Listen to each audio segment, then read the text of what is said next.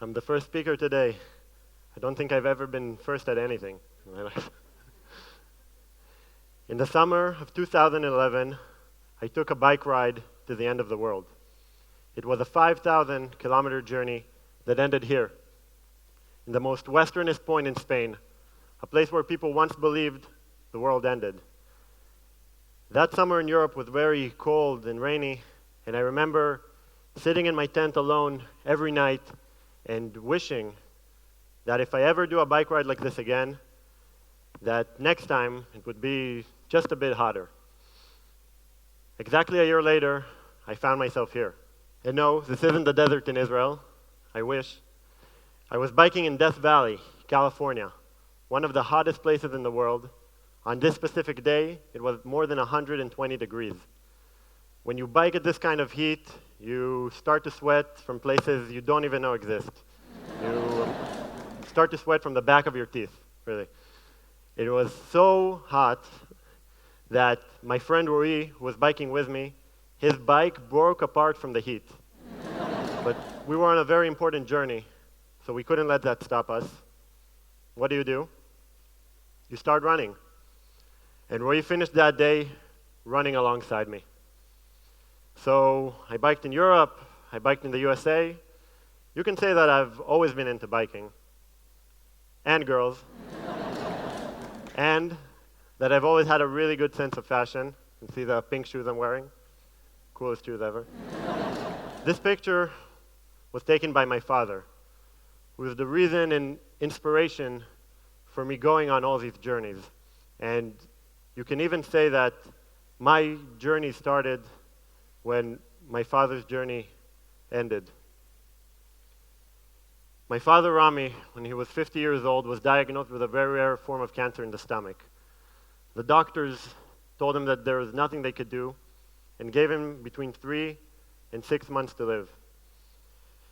This is something hard for anyone to hear, and being 15, my age at the time, didn't make it any easier. I mean, when you're 15, you imagine your parents as being something invincible and that they'll always be there to take care of you. Well, from that point, I was taking care of my father more than he was taking care of me. But my father was a very special person. He had so much passion for life. He didn't care what the doctor said. He was going to win. And even though he went through unimaginable pain and dozens of surgeries and months after months in the hospital, he always kept a smile on his face and did the best that me and my family would keep having a normal life. I remember one of the last times I visited him in the hospital. He was lying in bed. He was very weak and skinny, and told me in a quiet voice of a dream he had in which I was traveling in Germany. At the time, I didn't know what this dream would mean. 2 days later, they called us up from the hospital. My mom woke me up in the middle of the night and told us we have to go right away. Tell you the truth, I didn't think anything was going to be wrong.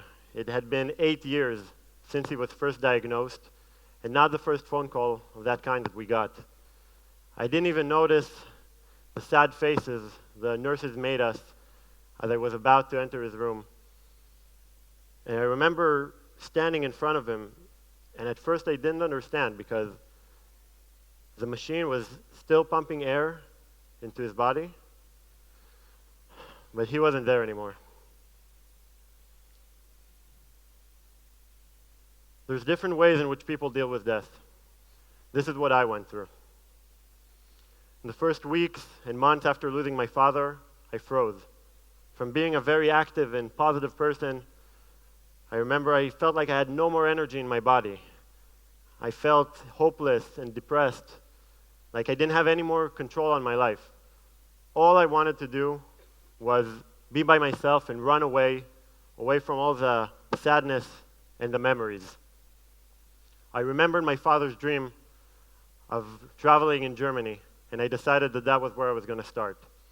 And so, without gear, without a plan, without any experience, I flew to Berlin and hit the road. I had a very low budget, and most mornings I didn't know where I was going to sleep. And every day was an adventure full of new experiences and meeting new people. It might sound scary to you, but this was the best thing that I could do. Really challenge myself on every level, get out of my comfort zone. 3 months after setting out, I reached my final destination, that cliff, that end of the world. And as I was biking up it, feeling so full of emotions and my father's energy wrapped around me, I took out a piece of paper and wrote, "Made it.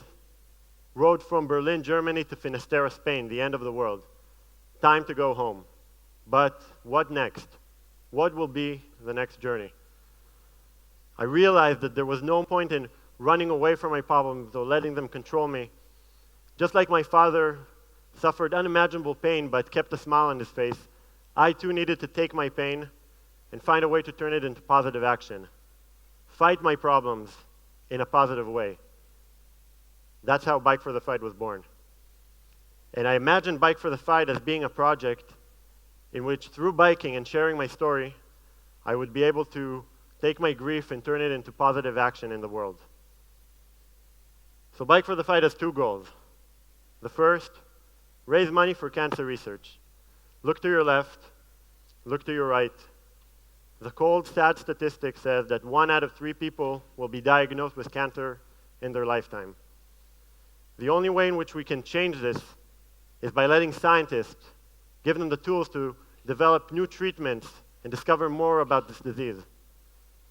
The second goal of Bike for the Fight is to show people, yes, bad things happen, but it's possible to take negative situations and turn them into positive actions. So these words sound great on paper, but how do you turn these big words into massive action? At the time, I was just starting my first year at the IDC, so I had no money, no experience. The biggest thing I ever organized before this was a barbecue in my back of my house.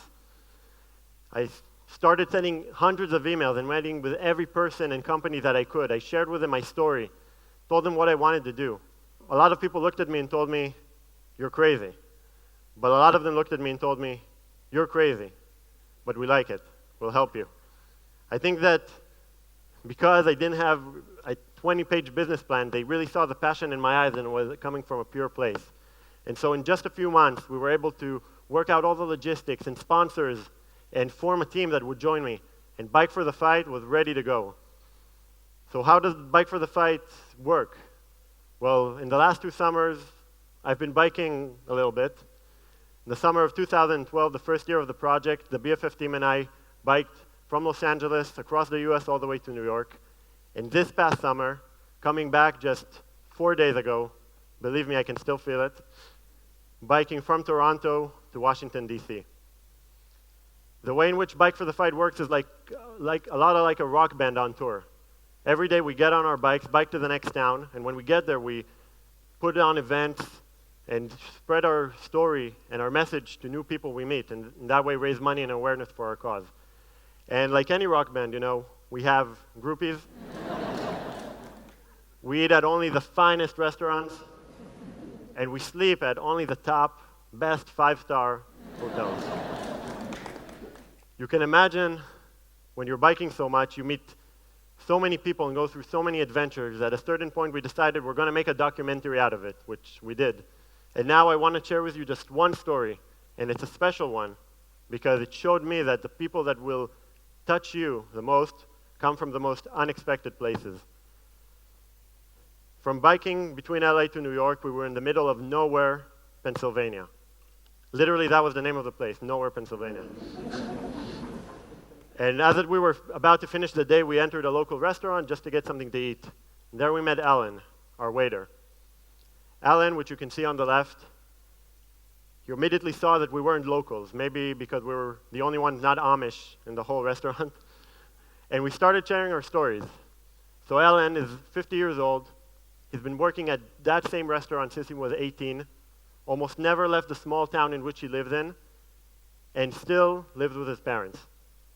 Alan connected to our story very much, so much so that the next morning at 6 a.m. we hear a knock on the door of our motel room. We look through the door hole, and we see Alan standing there freezing in the cold. We open up, and Alan immediately jumps and hugs us. He told us that he woke up early and started looking all over town for us. Now, all over town is like one street, but But he just wanted to say goodbye before we left and give us a big donation and share with us that the reason that he connected to the project so much is because his father is also battling cancer, and that's why he's living with him. He's taking care of him. So this was very emotional, you know. It's nice when these things happen, but sadly, we had to keep going. We had to hit the road. So hugging Alan and waving goodbye, we left off. And seriously, I thought that was the last time we would ever hear from Alan. Until a few months ago, when I received a very interesting friend request on Facebook. Can you guess? It was Alan. And he wrote me that after we left, he was so inspired by our story that he decided to take on what the doctors have been telling him for years. He needs to start exercise, he needs to start losing weight. And for the first time, he had just finished running a 5-kilometer race. It was the hardest thing he'd ever done, but every time he was just about to give up, he looked at his hand and saw the Bike for the Fight bracelet we gave him. He told himself, if these guys bike 5,000 kilometers, I can run 5. So, you know, the next time you eat at a restaurant, share your story with your waiter. You have no idea what effect it can be. Bike for the Fight isn't just a one-man project. I have the easy part, and between when I'm biking from place to place, the BFF team works hard on creating events and doing all the logistics and doing the PR. I really want to thank the Bike for the Fight team of 2012, Roy, Lutza, and Eran, and the Bike for the Fight team of 2013, Eran, which was crazy enough to join us again, Inbal, Miriam, and Ron.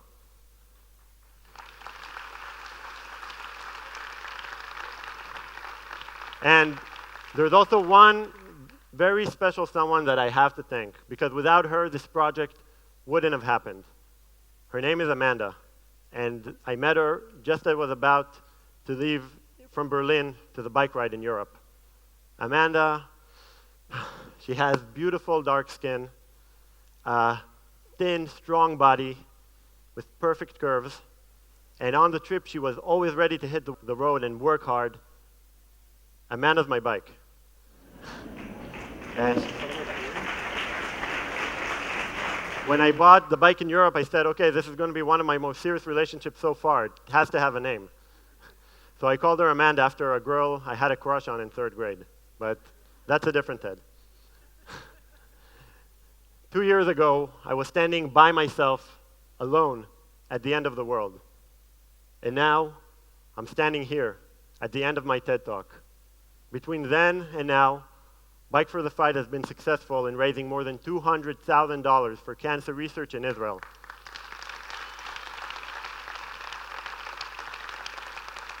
Through the Israel Cancer Research Fund, and inspire thousands of people all over the world.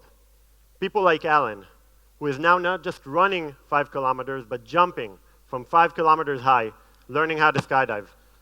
People like Alan and the BFF team and myself are just normal people. We all face difficulties and challenges in our lives. And the question is not how to avoid these problems, because, you know, shit happens to everyone. The question we should be asking ourselves is, when these problems happen, how do we overcome and rise and grow? Look into yourself and decide what will be your next journey. Thank you.